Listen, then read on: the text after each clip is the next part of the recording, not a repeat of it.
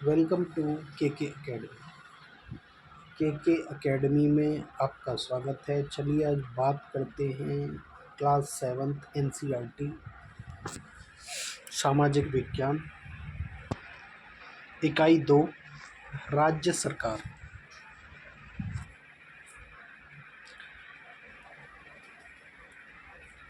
शिक्षकों के लिए ये दो अध्याय 2 और 3 राज्य सरकार के बारे में हैं और ठोस उदाहरणों के जरिए सरकार के काम और ढांचे को प्रस्तुत करने का प्रयास करते हैं।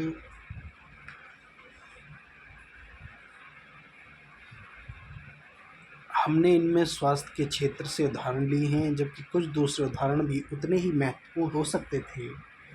अध्याय 2 लोगों के लिए बहुत महत्व रखने वाले एक मुद्दे के रूप में स्वास्थ्य की चर्चा करता है। स्वास्थ्य सेवाओं के सार्वजनिक और निजी दोनों पहलू हैं। भारत में स्वास्थ्य सुविधाएं सबको प्राप्त नहीं हैं। हालांकि हमारा संविधान यह मानता है कि स्वास्थ्य का अधिकार हमारे मौलिक अधिकारों का भाग है, फिर भी वह समान रूप से सबके लिए उपलब्ध नहीं है। यहाँ दिए गए विवरणों की मदद से विद्यार्थी यह देख पाएंगे कि सरकार से अपेक्षा की जाने वाली भूमिका और आदर्श क्या होने चाहिए, उसके ढांचों के पीछे किस तरह के तर्क व आधार निहित हैं। वर्तमान स्थितियों को बदलने के कुछ तरीके की भी चर्चा अध्याय में की गई है।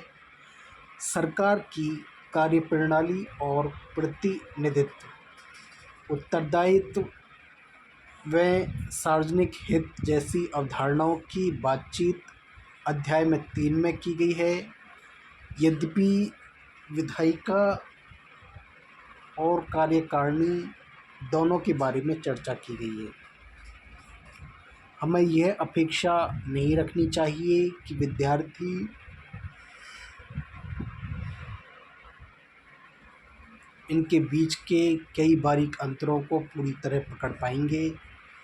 यही बेहतर होगा कि हम धैर्यपूर्वक उन्हें कई प्रश्नों पर विचार करने के लिए प्रोत्साहित करें, जैसे सबसे शक्तिशाली व्यक्ति कौन लग रहा है, विधायक से यह समस्या हल क्यों नहीं हो सकती है, आदि। ऐसे प्रश्नों की मदद से वे सरकारी ढांचों के तर्कों और आधारों को स्वयं अपने मन में निर्मित कर पाएंगे। यह बहुत ज़रूरी है कि बच्चे सार्वजनिक मुद्दों पर अपने विचार व्यक्त करने का आत्मविश्वास पा सकें और इन अध्यायों के अभ्यासों को करते हुए सरकार की भूमिका की सही समझ बना सकें। आप उनके साथ चर्चा करने के लिए और समस्या के निदान ढूंढने के लिए कई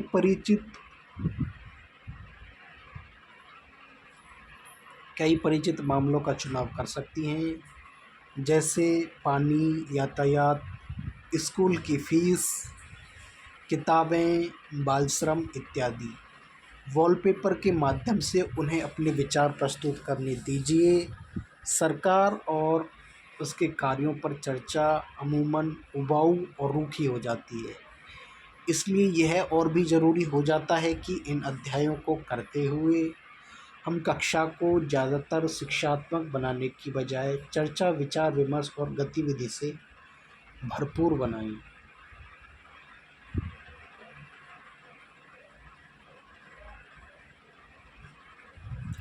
इधर लोग पानी भर रहे हैं, इधर आंटी खाना बना रही हैं, बच्चे दौड़ रहे हैं, इधर पेशेंट,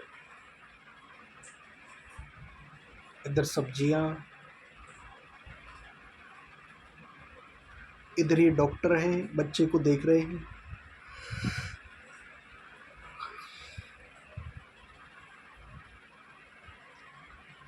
स्वास्थ्य में सरकार की भूमिका। लोकतंत्र में लोगों की यह अपेक्षा रहती है कि सरकार उनके कल्याण के लिए कार्य करे। यह शिक्षा, स्वास्थ्य, रोजगार प्रदान करने एवं गृह निर्माण, सड़कों के विकास तथा बिजली आदि उपलब्ध कराने के माध्यम से हो सकता है। इस अध्याय में हम स्वास्थ्य के अर्थ और उससे संबंधित समस्याओं को जांचेंगे। इस अध्याय के उपशीर्षकों को देखिए। आपके विचार में यह विषय सरकार के काम से किस प्रकार जुड़ा हुआ है? स्वास्थ्य क्या है? स्वास्थ्य के बारे में हम अनेक प्रकार से सोच सकते हैं। स्वास्थ्य का अर्थ है हमारा बीमारियों और चोट आदि से मुक्त रहना। लेकिन स्वास्थ्य केवल बीमारियों से संबंधित नहीं है। आपने उपर्युक्त कोलाज में से केवल कुछ स्थितियों को ही स्वास्थ्य से जोड़कर देखा होगा। प्रायः हम ध्यान नहीं देते कि उपर्युक्त हर स्थिति का संबंध स्वास्थ्य से है। बीमारी के अलावा हमारे लिए उन कारणों पर भी विचार करना आवश्यक है जो हमारे स्वास्थ्य पर प्रभाव डालते हैं। उदाहरण के लिए, यदि लोगों को पीने के लिए स्वच्छ पानी और प्रदूषण मुक्त वातावरण मिले तो वे सामान्यतया स्वस्थ रहेंगे। दूसरी ओर, यदि लोगों को भरपेट भोजन न मिले अथवा उन्हें घुटन भरी अवस्था में रहना पड़े तो उनके बीमार पड़ने की संभावना अधिक है। हम सब चाहते हैं कि हम जो भी कार्य करें चुस्ती से और ऊंचे मनोबल के साथ करें। सुस्त और अकर्मण्य रहना, चिंताग्रस्त होना और लंबे समय तक डरे सहमे रहना स्वस्थ जीवन के लक्षण नहीं है। हम सबको तनाव मुक्त और प्रसन्न रहना चाहिए। हमारे जीवन के ये सभी पहलू स्वास्थ्य के हिस्से हैं।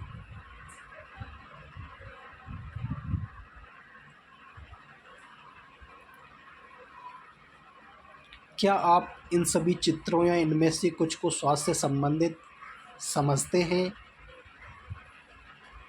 यदि हाँ, तो किस प्रकार? समूह में चर्चा करें। ऊपर दिए गए कोलाज से दो स्थितियां छांटिए जो बीमारी से संबंधित नहीं हैं। वे कैसे स्वास्थ्य से संबंधित हो सकती हैं, इस पर दो वाक्य लिखिए।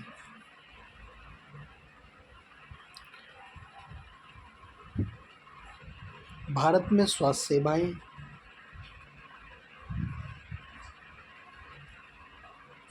आइए भारत में स्वास्थ्य सेवाओं के कुछ पहलुओं का परीक्षण करें। यहाँ दी गई तालिका के प्रथम तथा द्वितीय स्तंभ में दिखाई गई स्थितियों की तुलना कीजिए। क्या आप इन स्तंभों को कोई शीर्षक दे सकते हैं? संसार भर में भारत में सर्वाधिक चिकित्सा महाविद्यालय हैं और यहाँ सबसे अधिक डॉक्टर तैयार किए जाते हैं। लगभग हर वर्ष 30,000 से अधिक नए डॉक्टर योग्यता प्राप्त करते हैं। पिछले वर्षों में स्वास्थ्य सेवाओं की सुविधा में काफ़ी वृद्धि हुई है।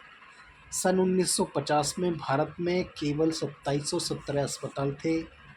सन 1991 में 11,174 अस्पताल थे और सन 2017 में यह संख्या बढ़कर 23,583 हो गई है। भारत में विदेशों से बहुत बड़ी संख्या में इलाज कराने हेतु चिकित्सा पर्यटक आते हैं। वे उपचार के लिए भारत के कुछ ऐसे अस्पतालों में आते हैं जिनकी तुलना संसार के सर्वश्रेष्ठ अस्पतालों में की जाती है।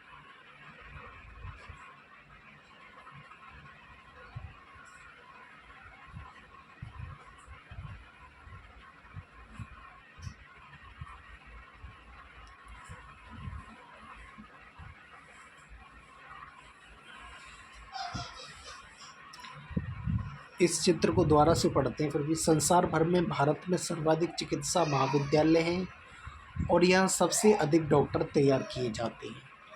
लगभग हर वर्ष 30,000 से अधिक नए डॉक्टर योग्यता प्राप्त करते हैं।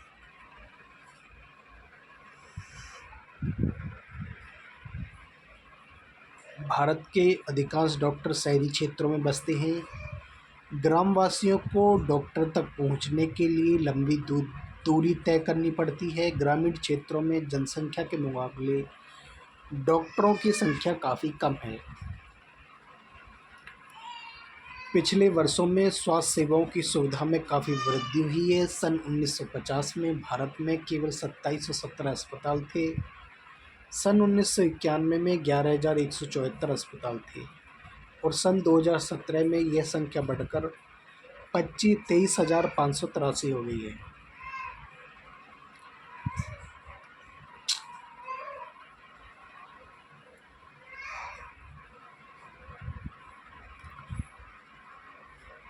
भारत में करीब 5 लाख लोग प्रतिवर्ष तपेदिक टीबी से मर जाते हैं। स्वतंत्रता प्राप्ति से अब तक इस संख्या में कोई परिवर्तन नहीं हुआ है।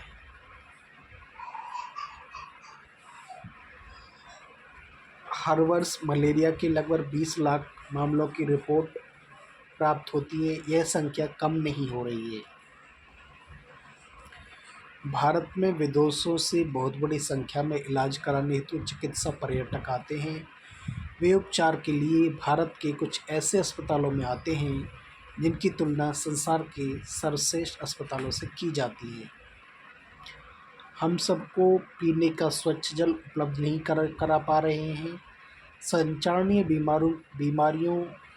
बीमारियां पानी के द्वारा एक से दूसरे में लगती हैं। इन बीमारियों में से 21% जल जनित होती हैं, जैसे हैजा, पेट के कीड़े और हेपेटाइटिस। भारत विश्व का दवाइयाँ निर्मित करने वाला तीसरा बड़ा देश है और यहाँ से भारी मात्रा में दवाइयों का निर्यात होता है। भारत के समस्त बच्चों में से आधों को खाने के लिए पर्याप्त भोजन नहीं मिलता है। वे अल्पपोषण के शिकार रहते हैं। बीमारियों से बचाव और उनके उपचार के लिए हमें उचित स्वास्थ्य सेवाएं चाहिए, जैसे स्वास्थ्य केंद्र, अस्पताल, परीक्षणों के लिए प्रयोगशालाएं, एम्बुलेंस की सुविधा, ब्लड बैंक आदि, जो मरीजों को आवश्यक सेवा और देखभाल उपलब्ध करा सके। ऐसी सुविधाओं की व्यवस्था को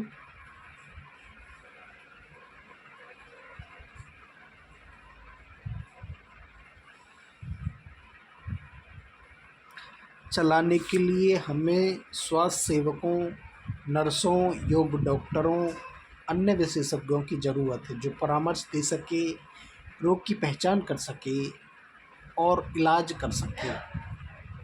मरीजों के इलाज के लिए हमें आवश्यक दवाइयाँ व उपकरण भी चाहिए। जब हम बीमार होते हैं तो हम अपने इलाज के लिए हमें इन सुविधाओं की ज़रूरत पड़ती है।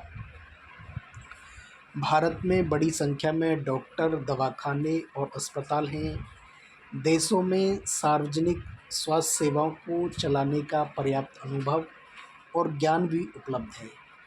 ये ऐसे चिकित्सालय और स्वास्थ्य केंद्र हैं जिन्हें सरकार चलाती है। सरकार अपनी जनसंख्या के एक बड़े भाग की देखभाल करने में समर्थ है, जो सैकड़ों और हजारों गांवों में फैली हुई है। इस विषय पर हम बाद में अधिक विस्तार से चर्चा करेंगे। साथ ही चिकित्सा विज्ञान में बहुत असाधारण प्रगति हुई है, जिसके चलते देश में इलाज की नई तकनीकें और विधियाँ उपलब्ध हैं। फिर भी दूसरा स्तंभ दिखाता है कि हमारे देश में स्वास्थ्य की स्थिति कितनी खराब है। उपर्युक्त सकारात्मक विकास के बाद भी हम जनता को उचित स्वास्थ्य सेवाएं देने में असमर्थ हैं। यह विरोधाभासजनक स्थिति है जो हमारी अपेक्षाओं के विपरीत है। हमारे देश के पास पैसा है, ज्ञान है और अनुभवी व्यक्ति हैं, फिर भी हम सबको आवश्यक स्वास्थ्य सेवाएं देने में असमर्थ हैं। हम इस अध्याय में इसके कुछ कारणों को जानेंगे।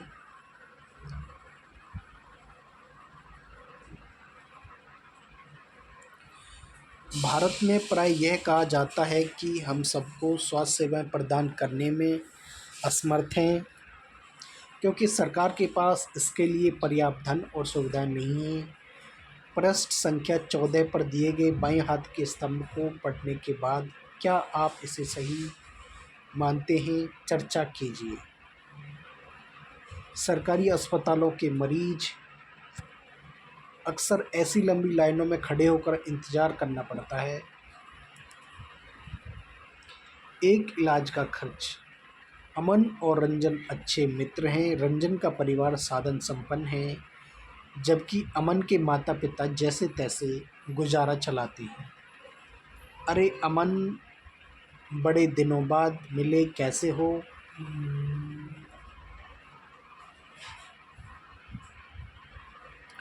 मुझे वायरल बुखार हो गया था और अस्पताल जाना पड़ा। अच्छा, मुझे भी वायरल बुखार हुआ था। मैं इसी सोमवार से स्कूल आ रहा हूँ। मेरे डैडी किंग्सवे के नए अस्पताल में डॉक्टर को दिखाने ले गए। वह बहुत ही अच्छा लगा। अस्पताल की बिल्डिंग ऐसी चकाचक दिखती थी कि मुझे लगा कोई 5 सितारा होटल है। डैडी कह रहे थे यह एक प्राइवेट अस्पताल है और बढ़िया से बढ़िया सुविधाएं यहाँ मिलती हैं। रिसेप्शन काउंटर पर ही डैडी को 500 रुपये देने पड़े। डॉक्टर को दिखाने से पहले ही पता है वहाँ बड़ा अच्छा संगीत बज रहा था और सब कुछ कितना साफ सुथरा और जगमग जगमग था। डॉक्टर ने मुझे बहुत से परीक्षण करवाने को कहा, पर वहाँ तो सब लोग दोस्तों की तरह बात कर रहे थे। एक महिला ने जांच के लिए मेरा खून लिया। उसने बातों बातों में खूब मजाक किया और मुझे दर्द का पता नहीं चला।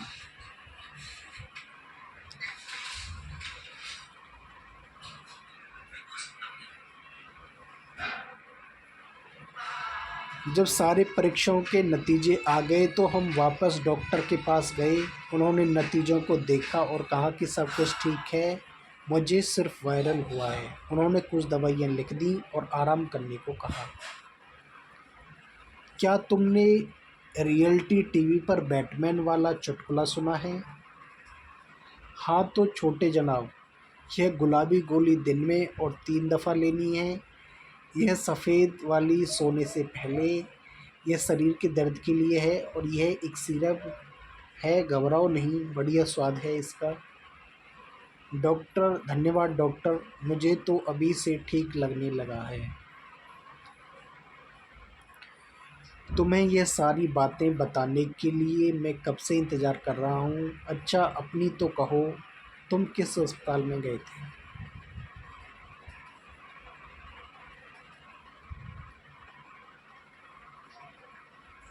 और सच में कितना ज़्यादा समय लगा? हम एक बड़े से सरकारी अस्पताल में गए। हमें ओपीडी काउंटर पर ही एक लंबी लाइन में इंतज़ार करना पड़ा। मेरी तबीयत इतनी ख़राब हो रही थी कि मुझे पूरे समय अब्बा के सहारे टिका रहा। हम्म, वह तुम्हारे वाले अस्पताल में जितना अच्छा तो नहीं था वह तुम्हारे वाले अस्पताल जितना अच्छा तो नहीं था। पहले तो अब्बा मुझे ले नहीं जानना चाहते थे, क्योंकि इससे समय बहुत लगने वाला था। जब हमारी बारी आई तो डॉक्टरों ने मेरी जांच की और खून की जांच कराने के लिए कहा। इसके लिए एक और लंबी लाइन में खड़े होना पड़ा जहां जांच के लिए खून लिया जा रहा था। वहाँ भी बहुत भीड़ भड़क्का हो रहा था। हमें 3 दिन बाद खून की जांच का नतीजा मिला। फिर हम वापस अस्पताल गए। उस दिन वहाँ कोई दूसरी डॉक्टर बैठी थी। मुझे इसका ओपीडी कार्ड दिखाओ और खून की रिपोर्ट जल्दी करो। इसे वायरल हुआ लगता है, कोई फिक्र की बात नहीं है। बुखार उतरने की ये गोली इसे देनी है, बस और कुछ नहीं।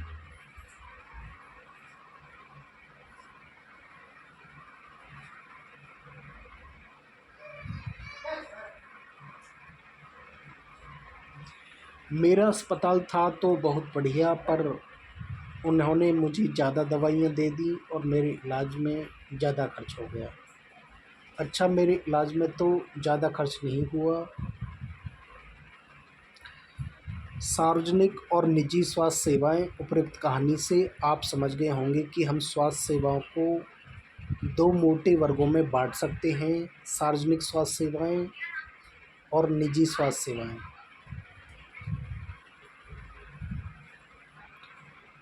सार्वजनिक स्वास्थ्य सेवा स्वास्थ्य केंद्रों में अस्पतालों की एक श्रृंखला है जो सरकार द्वारा चलाई जाती है। ये केंद्र व अस्पताल आपस में जुड़े हुए हैं, जिससे ये शहरी व ग्रामीण दोनों क्षेत्रों को सुविधाएं प्रदान करते हैं और सभी बीमारियों, साधारण से लेकर विशेष देखभाल की ज़रूरत वाली बीमारियां का इलाज प्रदान करते हैं। ग्राम के स्तर पर एक स्वास्थ्य केंद्र होता है जहां प्राय एक नर्स और एक ग्राम स्वास्थ्य सेवक रहता है। इन्हें सामान्य बीमारियों के इलाज के लिए प्रशिक्षण दिया जाता है और वे प्राथमिक स्वास्थ्य केंद्र के डॉक्टरों की देखरेख में कार्य करते हैं। ग्रामीण क्षेत्र में ऐसा केंद्र कई गांवों की ज़रूरत को पूरा करता है। जिला स्तर पर जिला अस्पताल होता है, तो इन सभी स्वास्थ्य केंद्रों की देखभाल करता है। और बड़े शहरों में कई सरकारी अस्पताल होते हैं, जैसे वह वह था जिसमें अमन को ले जाया गया था, और वैसे भी विशेष सरकारी अस्पताल हैं। इस स्वास्थ्य सेवा के कई कारणों से सार्वजनिक कहा जाता है। सरकार ने सभी नागरिकों को स्वास्थ्य सेवाएं प्रदान करने की वचनबद्धता को पूरा करने के लिए ये अस्पताल तथा स्वास्थ्य केंद्र स्थापित किए हैं। इन सेवाओं को चलाने के लिए धन उस पैसे से आता है जो लोग सरकार को टैक्स के रूप में देते हैं, इसलिए ये सुविधाएं सबके लिए हैं। सार्वजनिक स्वास्थ्य व्यवस्था का एक महत्वपूर्ण पहलू यह है कि इसका उद्देश्य अच्छी स्वास्थ्य सेवाएं निःशुल्क या बहुत कम कीमत पर देना है, जिससे गरीब लोग भी इलाज करा सकें। जब आप बीमार होते हैं तो कहाँ जाते हैं? क्या आपको किन्हीं कठिनाइयों का सामना करना पड़ता है? अपने अनुभवों के आधार पर एक अनुच्छेद लिखिए। सरकारी अस्पताल में अमन को किन कठिनाइयों का सामना करना पड़ा? आपके विचार से अस्पताल कैसे बेहतर ढंग से काम कर सकता है, चर्चा कीजिए। रंजन को इतना अधिक पैसा क्यों खर्च करना पड़ा? कारण बताइए। निजी चिकित्सालयों में हमें किन समस्याओं का सामना करना पड़ता है, चर्चा कीजिए।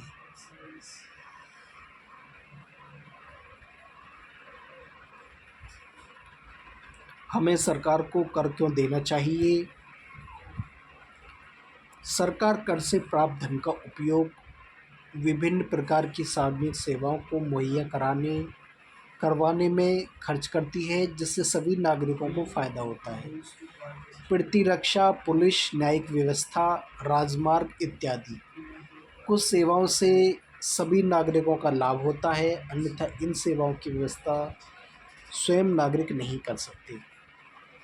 करों से ही कुछ विकासात्मक कार्यक्रम एवं सेवाएं उपलब्ध होती हैं, जैसे शिक्षा, स्वास्थ्य, रोजगार, सामाजिक कल्याण, व्यावसायिक प्रशिक्षण इत्यादि, जिनसे ज़रूरतमंद नागरिकों को लाभ मिलते हैं।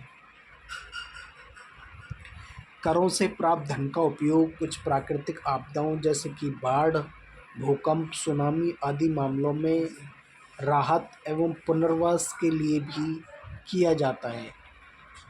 अंतरिक्ष, परमाणु एवं प्रक्षेपास्त्रों से संबंधित कार्यक्रमों को भी करों के द्वारा प्राप्त राजस्व से ही चलाया जाता है। सरकार खासतौर से गरीबों को कुछ सेवाएं प्रदान करती है जो वे बाजार से नहीं खरीद पाते। इसका एक उदाहरण स्वास्थ्य संबंधी सेवा है। क्या आप ऐसे उदाहरण दे सकते हैं?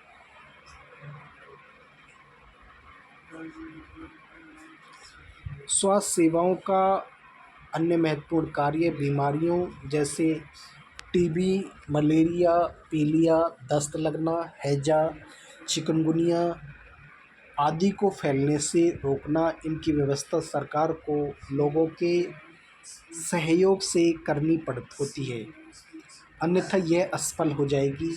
उदाहरण के लिए मच्छरों को पैदा होने से रोकने के अभियान को सफल बनाने के लिए यह सुनिश्चित करना पड़ेगा कि क्षेत्र के सभी लोग अपने कूलर व घरों की छतों में आदि पर पानी एकत्र न होने दें। हमारे संविधान के अनुसार लोगों के हित को सुनिश्चित करना और सबको स्वास्थ्य सेवाएं प्रदान करना सरकार का प्राथमिक कर्तव्य है। सरकार को हर व्यक्ति के जीवन के अधिकार की रक्षा करनी चाहिए। यदि कोई अस्पताल समय पर व्यक्ति को इलाज नहीं प्रदान कर पाता है तो इसका तात्पर्य है कि उसे जीवन की सुरक्षा नहीं दी जा सक रही है।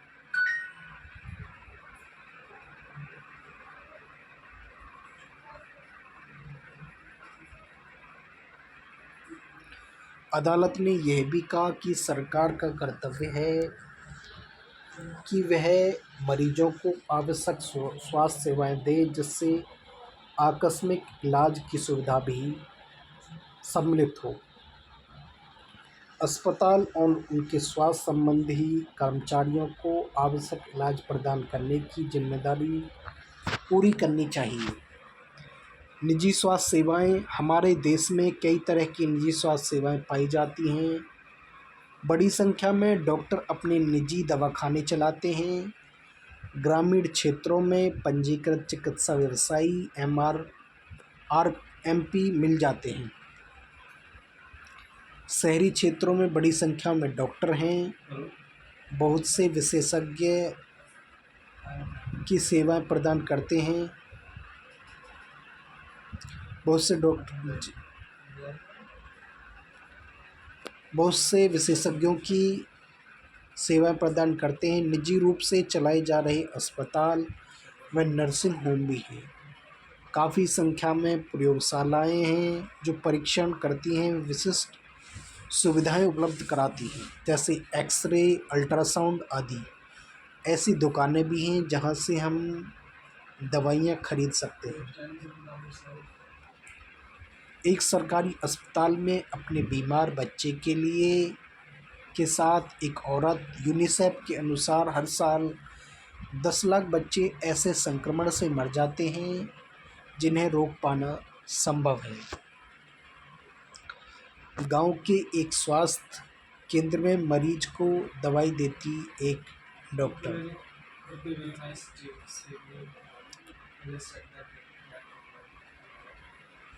किन किन अर्थों में सार्वजनिक स्वास्थ्य व्यवस्था सबके लिए उपलब्ध है, एक सेवा है। कुछ प्राथमिक स्वास्थ्य केंद्रों अथवा अस्पतालों की सूची बनाइए जो आपके घर के पास हैं। अपने अनुभव से अथवा उनमें से किसी एक में जाकर केंद्र चलाने वाले लोगों का वहाँ दी जाने वाली सुविधाओं का पता लगाइए। दिल्ली के एक प्रमुख निजी अस्पताल में ऑपरेशन के बाद मरीजों की देखभाल का कमरा।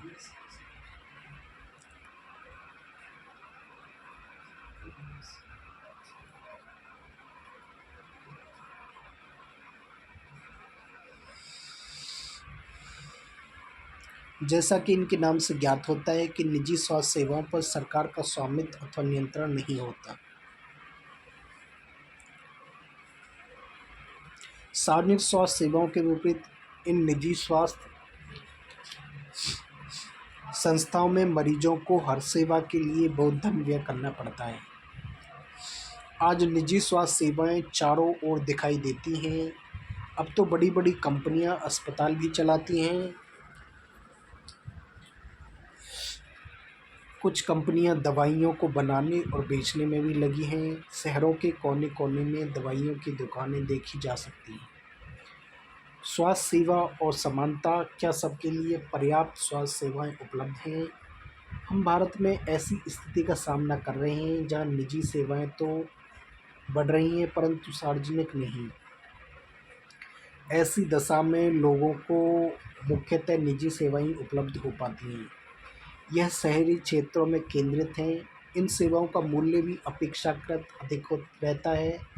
दवाइयाँ महंगी होती हैं, बहुत से लोग उन्हें खरीदने में समर्थ नहीं होते और इसलिए जब परिवार में बीमारी होती है तो उन्हें ऋण लेना पड़ता है, यानी कि कर्ज लेना पड़ता है। कुछ निजी सेवाएं अधिक कमाने के लिए प्राय ऐसे कार्यों को प्रोत्साहित करती हैं जो सही नहीं हैं। कई बार सस्ते तरीके उपलब्ध होने पर भी उनके प्रयोग नहीं किए जा सकते हैं। उदाहरण के लिए प्राय देखा जाता है कुछ चिकित्सक ज़रूरत से ज़्यादा दवाइयाँ, इंजेक्शन या सेलाइन आदि की सलाह देते हैं, जबकि साधारण इलाज भी पर्याप्त हो सकता है।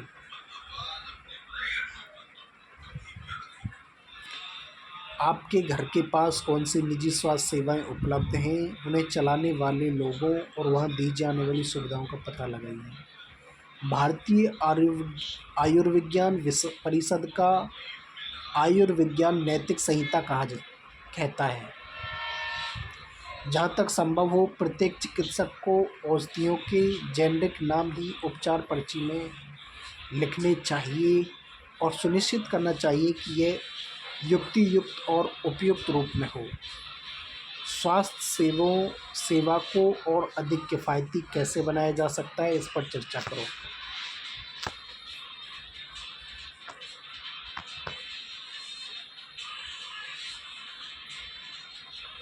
तथ्य यह है कि जनसंख्या के 20% लोग ही बीमारी के दौरान आवश्यक दवाइयों को खरीदने में सक्षम हैं। वे लोग भी जिन्हें हम गरीब नहीं समझते, दवा संबंधी खर्चों को उठाने में कठिनाई का अनुभव करते हैं। एक अध्ययन में यह पाया गया कि वे जो लोग अस्पताल में किसी बीमारी या चोट लगने के कारण भर्ती होते हैं, उनमें से 40% लोग खर्चों का भुगतान करने के लिए पैसे उधार लेते हैं या अपनी कुछ संपत्ति बेचते हैं। गरीब लोगों के लिए परिवार में हर बीमारी चिंता और मुसीबत का कारण बन जाती है। इससे भी बड़ी बात यह है कि ऐसी स्थिति बार बार आती है। गरीब लोग पहले ही पोषण की कमी का शिकार होते हैं, उन्हें परिवार उतना भोजन नहीं खाते ये परिवार उतना भोजन नहीं खाते जितना उन्हें खाना चाहिए। उन्हें जीवन की आधारभूत आवश्यकताएं जैसे पीने का पानी, घर के लिए पर्याप्त जगह, साफ वातावरण तक उपलब्ध नहीं हो पाता, इसलिए उनके बीमार पड़ने की संभावना अधिक रहती है। बीमारी पर होने वाले खर्चे से उनकी हालत और ख़राब हो जाती है। कभी कभी केवल पैसा ही लोगों के बेहतर इलाज में बाधक नहीं होता। उदाहरण के लिए महिलाओं को तुरंत इलाज के लिए डॉक्टर के पास नहीं ले जाया जाता है।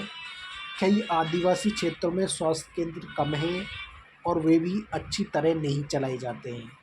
वहाँ निजी स्वास्थ्य सेवाएं भी उपलब्ध नहीं हैं। क्या किया जा सकता है?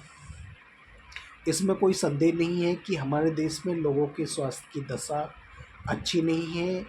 यह सरकार का उत्तरदायित्व है कि वह अपने सब नागरिकों, विशेषकर गरीबों और सुविधाहीनों को गुणात्मक स्वास्थ्य सेवाएं प्रदान करे। फिर भी लोगों का स्वास्थ्य जितना जीवन की आधारभूत सुविधाओं पर और उनकी सामाजिक स्थितियों पर निर्भर है, उतना ही स्वास्थ्य सेवाओं के ऊपर भी। इसलिए लोगों के स्वास्थ्य की दशा सुधारने के लिए दोनों पक्षों पर कार्य करना आवश्यक है। ऐसा करना संभव है। अगले प्रश्न पर दिए गए उदाहरण देखिए। ग्रामीण इलाकों में अक्सर एक जीप ही मरीजों के लिए चलता फिरता दवाखाना बनकर आती है। इस गर्भवती औरत को एक योग्य डॉक्टर को दिखाने के लिए कई किलोमीटर पैदल चलना पड़ रहा है। Good health and well being, सतत विकास लक्ष्य 3, उत्तम स्वास्थ्य और खुशहाली। ऊपर दिए गए भारत के नक्शे में केरल राज्य को गुलाबी रंग से दिखाया गया है। इधर ये सबसे नीचे है, लेफ्ट साइड में ये केरल है।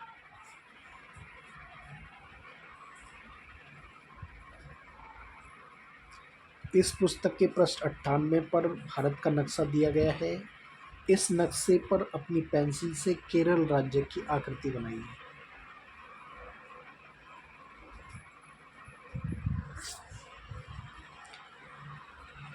केरल का अनुभव 1996 में केरल सरकार ने राज्य में कुछ महत्वपूर्ण परिवर्तन किए। राज्य के पूरे बजट का केवल 40% पंचायतों को दे दिया गया। इससे पंचायतें अपनी आवश्यकताओं को योजनाबद्ध तरीके कर उनकी पूर्ति कर सकती थी। इससे गांव के लिए पीने का पानी, आहार और औरतों के विकास और शिक्षा आदि के लिए उचित व्यवस्था सुनिश्चित करना संभव हो सका। इसके फलस्वरूप जल वितरण व्यवस्था की जांच की गई, स्कूलों और आंगनवाड़ियों के काम को सुनिश्चित किया गया और गांव की विशेष समस्याओं पर ध्यान दिया गया।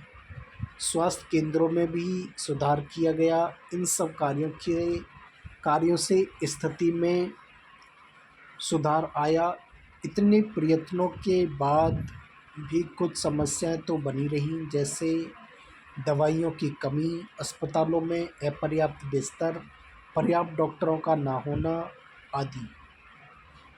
इन समस्याओं को दूर करने के लिए आवश्यक है अधिक जानकारी के लॉग ऑन करें http://isgkerala.government.in/en।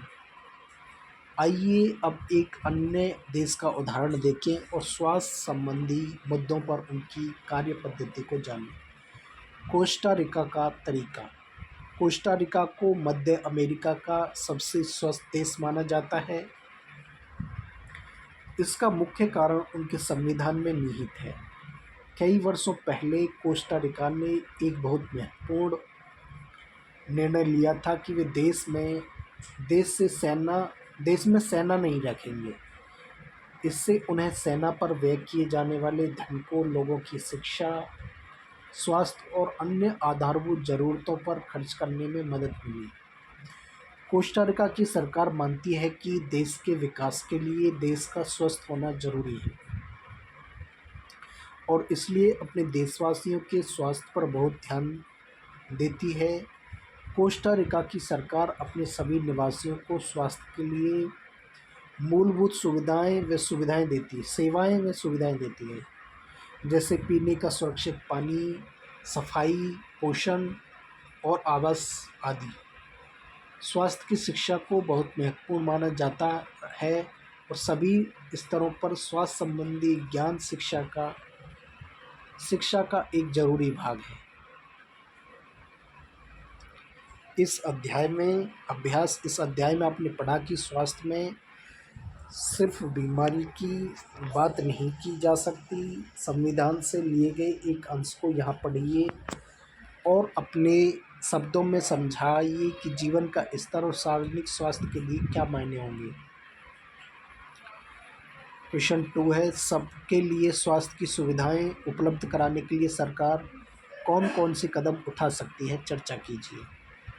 3 है, आपको अपने इलाके में उपलब्ध सार्वजनिक और निजी स्वास्थ्य सेवाओं में क्या क्या अंतर देखने को मिलते हैं। नीचे दी गई तालिका को भरते हुए इनकी तुलना कीजिए और अंतर बताइए। सुविधाएं, निजी और सार्वजनिक, सामर्थ्य, उपलब्धता, गुणवत्ता। पानी और सफाई की गुणवत्ता को सुधारकर अनेक बीमारियों की रोकथाम की जा सकती है। उदाहरण देते हुए इस कथन को स्पष्ट कीजिए। संविधान का एक महत्वपूर्ण हिस्सा यह कहता है कि पोषणाहार स्तर और जीवन स्तर को ऊंचा करने तथा लोक स्वास्थ्य का सुधार करने का राज्य का कर्तव्य है। Clean water and sanitation. Sanitation का मतलब होता है साफ सफाई। सतत विकास लक्ष्य 6, जल और स्वच्छता। शब्द संकलन। सार्वजनिक, वह सेवा या कार्य जो देश के सब लोगों के लिए है और मुख्य रूप से सरकार द्वारा आयोजित किया जाता है। इसमें स्कूल, अस्पताल, टेलीफ़ोन सेवाएं आदि शामिल हैं। लोग इन सेवाओं की मांग कर सकते हैं और यदि संस्थाएं ठीक से काम नहीं करती हैं तो इन पर सवाल उठा सकते हैं। निजी, यह सेवा या कार्य वह सेवा या कार्य जो किसी व्यक्ति या कंपनी द्वारा अपने मुनाफे के लिए आयोजित किया जाए। चिकित्सा पर्यटक, ये वे विदेशी पर्यटक हैं जो इस देश के उन अस्पतालों में अपना इलाज कराने के लिए विशेष रूप से यहाँ आते हैं जहाँ उन्हें अपने देश की तुलना में बहुत कम मूल्य पर विश्व स्तरीय सुविधाएं प्राप्त हो जाती हैं।